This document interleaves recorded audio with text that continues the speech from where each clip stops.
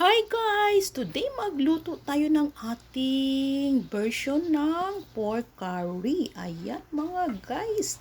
At mag-start na tayo ng paggisa ng ating bawang at onion. Ayan, igigisa natin maigi mga guys para lalabas yung aroma. At ayan, gigisa natin yung ating pork na minarinate ko na ng asin at paminta mga guys.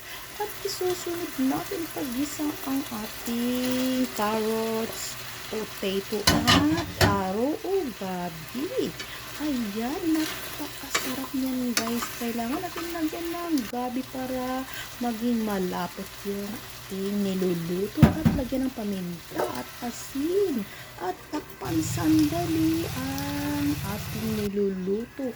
Ayan, pwede na natin siyang lagyan ng sabaw para maluto na talaga yung ating mga sangkap at ilagay na natin yung ating curry powder. Ayan mga guys, napakasimple yung ating niluluto. Ayan, kumulo na siya mga guys at pwede na natin ilagay yung ating coconut milk or ating kakanggata.